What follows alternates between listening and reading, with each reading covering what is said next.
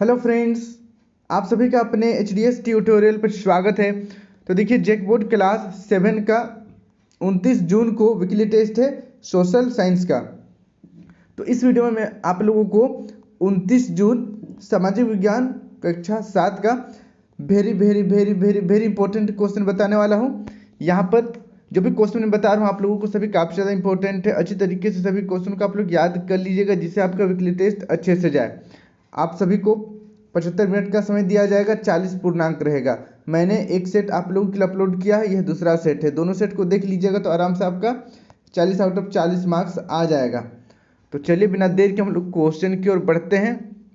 आप लोगों से 10 MCQ क्वेश्चन, 10 ऑब्जेक्टिव क्वेश्चन और फिर 5 सब्जेक्टिव क्वेश्चन पूछा जाएगा। तो चलिए वीडियो को अपने सभी दोस्तों के साथ शेयर कर दीजिएगा। पहला क्वेश्चन है, आमिर खुसरो का जन्म कब हुआ था? आमिर खुसरो का जन्म कब हुआ था?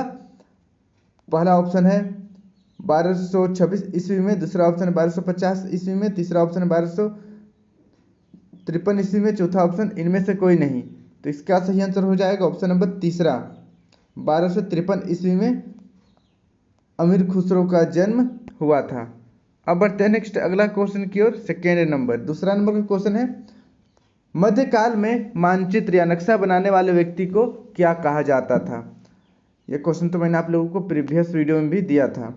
पहला ऑप्शन है मानचित्रकार, दूसरा छायाकार, तीसरा फोटोग्राफर, चौथा इनमें से कोई नहीं। तो इसका सही आंसर हो जाएगा ऑप्शन नंबर पहला, मानचित्रकार। मानचित्रकार कहा जाता है मध्यकाल में मानचित्र या नक्शा बनाने वाले व्यक्ति को।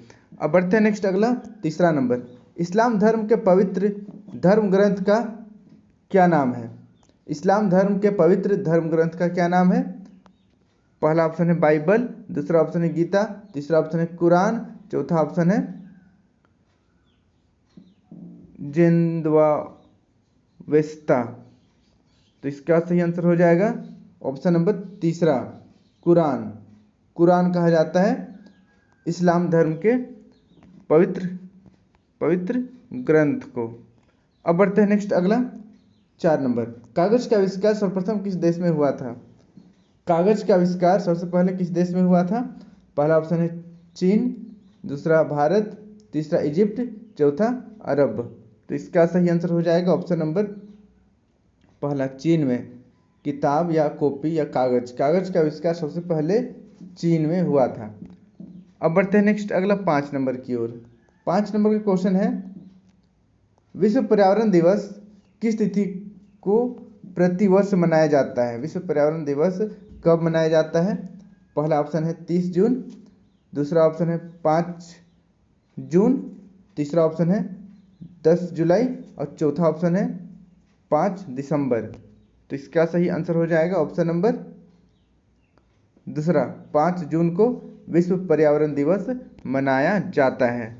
अब बढ़ते हैं नेक्स्ट अगला 6 नंबर, निम्नलिखित में पर्यावरण संरक्षण के लिए चलाया गया आंदोलन कौन सा है? निम्नलिखित में पर्यावरण संरक्षण के लिए चलाया गया आंदोलन कौन सा है? पहला ऑप्शन है बारदोली आंदोलन, दूसरा ऑप्शन है चिपको आंदोलन, तीसरा ऑप्शन है नील आंदोलन, चौथा ऑप्शन है किसान आंदोलन। तो इसका सही आंसर हो जाएगा ऑप्शन नंबर दूसरा, चिपको आंदोलन। चिपको आंदोलन में पेड़ का जब कटाई हो रहा था तब लोगों ने पेड़ को चिपक कर पकड़ लिया जिससे पेड़ की कटाई को रोक दिया गया। अब बढ़ते हैं नेक्स्ट अगला 7 नंबर। 7 नंबर का क्वेश्चन है, वायुमंडल में सर्वाधिक मात्रा में कौन सी गैस पाई जाती है? वायुमंडल में सर्वाधिक मात्रा में कौन सी गैस पाई जाती है? पहला ऑप्शन है ऑक्सीजन, दूसरा ऑप्शन है कार्बन डाइऑक्साइड, तीसरा ऑप्शन है नाइट्रोजन, चौथा ऑप्शन इनमें से कोई नहीं।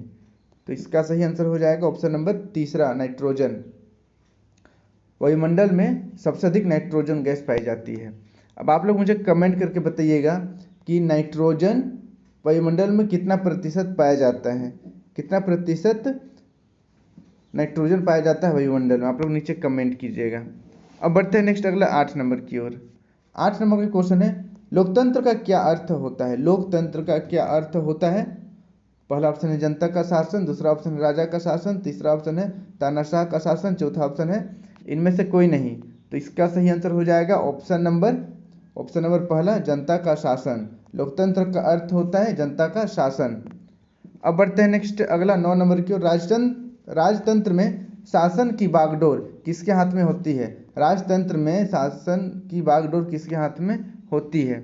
पहला ऑप्शन है प्रजा के हाथ में, दूसरा राजा के हाथ में, तीसरा प्रधानमंत्री के हाथ में और चौथा इनमें से कोई नहीं। यहाँ पर देखिए राजतंत्र का बात हो रहा है तो राजा के हाथों में होती थी, राजतंत्र की बागडोर राजा के हाथ में होती थी। वहीं पर प्रजातंत्र का बात करें तो प्रजा के हाथ में होती है।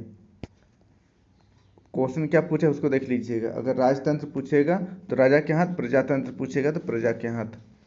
अब बढ़ते हैं नेक्स्ट अगला 10 नंबर। चट्टान में मध्याह्न भोजन योजना सर्वप्रथम किस राज्य में लागू की गई? अभी जो दोपहर में खाना मिलता है जितने भी सरकारी स्कूल हैं उसमें, तो उस योजना की शुरुआत सबसे पहले किस राज्य ने की थी? पहला ऑप्शन है बिहार, दूसरा ऑप्शन है झारखंड, तीसरा ऑप्शन है राजस्थान, चौथा ऑप्शन है तमिलनाडु। तो इसका सही आंसर हो जाएगा ऑप्शन नंबर चौथा। तमिलनाडु में सबसे पहले बच्चों को मध्याह्न भोजन दिया जाने लगा, फिर धीरे धीरे पूरे देश में इसे लागू कर दिया गया। इसको आप लोग याद कर लीजिएगा, इंपॉर्टेंट क्वेश्चन है। और इसी प्रकार से आप लोगों को मैं आगे भी मदद करूंगा, इसलिए चैनल को सब्सक्राइब कर लीजिएगा और बेल आइकन ऑल पर क्लिक कीजिएगा ताकि इस तरह के वीडियो में जब भी अपलोड करूं आप तक नोटिफिकेशन पहुंच जाए। अब बढ़ते हैं नेक्स्ट हम लोग अगला क्वेश्चन, कुछ सब्जेक्टिव क्वेश्चन भी देख लेते हैं। आप लोगों से 5 सब्जेक्टिव क्वेश्चन पूछा जाएगा। देखिए, सनातन धर्म में उत्पन्न किन्हीं 2 पंथों के नाम लिखिए। सनातन धर्म में उत्पन्न किन्हीं 2 पंथों का नाम लिखना है। पहला ऑप्शन है सनातन धर्म में उत्पन्न 2 पंथों के नाम शैव पंथ एवं वैष्णव पंथ, यानी कि भगवान शिव की पूजा करने वाले को शैव पंथ कहते हैं और भगवान विष्णु की पूजा करने वाले को वैष्णव पंथ कहते हैं। इसको आप लोग याद कर लीजिएगा, इंपॉर्टेंट क्वेश्चन है। अब बढ़ते हैं नेक्स्ट अगला क्वेश्चन की ओर। अगला क्वेश्चन है अमीर खुसरो कौन थे? अमीर खुसरो कौन थे? बहुत ज़्यादा इंपॉर्टेंट क्वेश्चन है, तो इसका उत्तर देखिए। अमीर खुसरो मध्यकाल के एक महान विद्वान एवं कवि थे। अमीर खुसरो मध्यकाल के एक महान विद्वान थे और महान कवि थे। इसको भी आप लोग याद कर लीजिएगा। बढ़ते हैं नेक्स्ट अगला क्वेश्चन देखिए। अगला क्वेश्चन है पर्यावरण प्रदूषण के प्रकार कौन कौन हैं और इसके क्या प्रभाव हो रहे हैं? तो इसका उत्तर आपको इस प्रकार लिखना है। देखिए, पर्यावरण प्रदूषण के उदाहरण वायु, जल, मृदा, ध्वनि और प्रकाश प्रदूषण है। आप इस तरीके से लिख सकते हैं, वायु प्रदूषण, जल प्रदूषण, मृदा प्रदूषण, ध्वनि प्रदूषण और प्रकाश प्रदूषण। वायु प्रदूषण सीधे तौर पर मनुष्य और पशुओं में श्वसन संबंधी समस्याओं और कैंसर का कारण बन सकता है। यह अप्रत्यक्ष रूप से ग्रीन हाउस गैसों के उत्सर्जन से जलवायु परिवर्तन और CFC के उत्सर्जन से ओजोन परत के क्षरण का कारण बन सकता है। तो इसका आप लोग याद कर लीजिएगा, इंपॉर्टेंट क्वेश्चन है। अब बढ़ते हैं नेक्स्ट अगला क्वेश्चन देखिए। अगला मोस्ट इंपॉर्टेंट क्वेश्चन है सार्वभौमिक वयस्क मताधिकार क्या है? सार्वभौमिक वयस्क मताधिकार से आप क्या समझते हैं? तो इसका उत्तर देखिए। यह एक लोकतांत्रिक समाज का अत्यंत महत्वपूर्ण पहलू है। इसका अर्थ है कि सभी वयस्क यानी कि 18 वर्ष एवं उससे अधिक आयु के नागरिकों को वोट यानी कि मत देने का अधिकार है, चाहे उनकी सामाजिक या आर्थिक पृष्ठभूमि कुछ भी हो। उसे सार्वभौमिक वयस्क मताधिकार कहा जाता है। इसको आप लोग याद कर लीजिएगा, इंपॉर्टेंट क्वेश्चन है।